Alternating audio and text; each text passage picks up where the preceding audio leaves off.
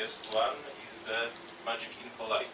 The easiest thing, the easiest way to use this solution is just plug in the USB stick into this LFD, large format display, and now autoplay will display now the content which is stored on the USB stick.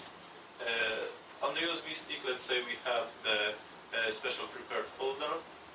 In this folder we have the contents, for example, images or videos or documents. And then after plugging the USB stick, the device will display all the files which are stored in this folder. Magic InfoLight can use 5 different files, 5 different files types. So it is image, video, PDF, PowerPoint, and Flash. So that kind of files we can support. The question is what will happen with someone will took out the pen drive from the device. So from this we can use the Magic Info menu, and then we can go to the content manager and copy the files from the USB, which is now disconnected, to the internal memory of the device. In that case, everything is stored inside the device, and we don't have to care about that someone will steal our USB stick.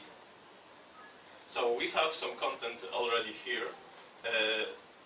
The next thing to do is to set up local schedule manager. Schedule manager is the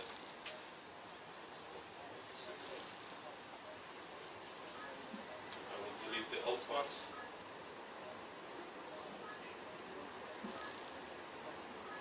Okay, so when we are creating the schedule manager, we are setting the time from which the presentation will start, and we are setting the time on which the presentation will be off.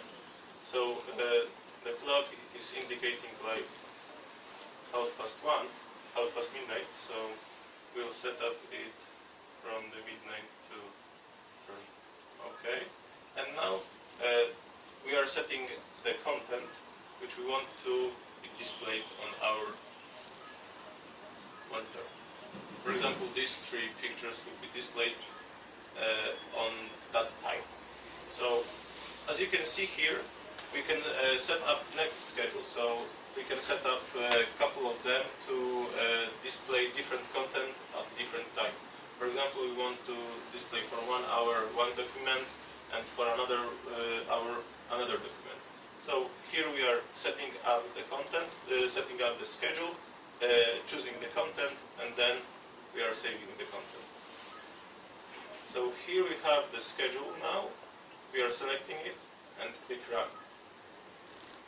So now, in the time which was selected, the device will be displaying the content which also was selected from the display, without USB stick, because everything is stored inside